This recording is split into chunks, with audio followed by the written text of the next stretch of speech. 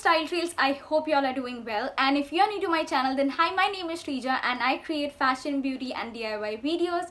So since Ganpati is around the corner, and if you haven't decided what decorations you're going to do this year, then I have just the last minute DIY decor idea.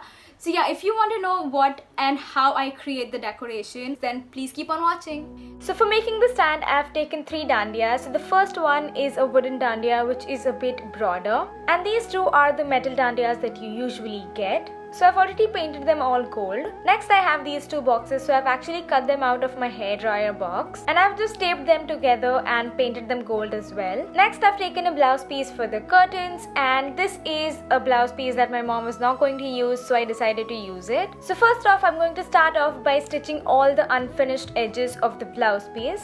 I've cut the blouse piece in half according to my stand length. So this is what it is going to look like after I stitch it. You can actually stitch it or stick it if you want with the fabric glue. Next, for decorating the curtains a bit more, I've taken a pink lace and this green lace. I got this made from my tailor. Next, I'm just going to place the laces like so and stitch it over. You can always stick it if you don't have a sewing machine. And this is what the curtain is going to look like at the end.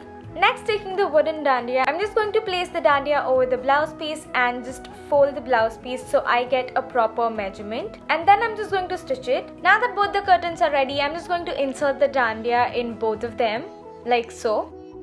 So sticking the dandiya directly to the box was not the correct idea, since the dandiya fell off in like 5 to 10 minutes. So all I did was I took some M-Seal and created a base for the dandiya so it can stand firmly. And now I'm just going to stick the dandiya over the box like so. Just to secure it a bit more, I'm going to apply glue around the edges as well. Now that the main stand is ready, I'm just going to take the wooden dandiya and apply some glue on it and stick it over the metal one like so. Now that both the sides are stuck properly, to decorate it even more, I'm just going to take a flower veil and stick it on the edge of the dandiya. I'm going to repeat the same on the other side as well. Next, I'm just going to twist the veil around the stand and it's done. And lastly, to tie off the curtains, I'm just going to take a bead strand and just tie it together. And this is what the final result looks like. I absolutely love it how this turned out to be. So all I've done is I took a sequin fabric and put it as my background. I also placed these 2 standing diyas on both the sides and just added a little bit of fairy light for the decoration, because fairy lights just make everything so pretty.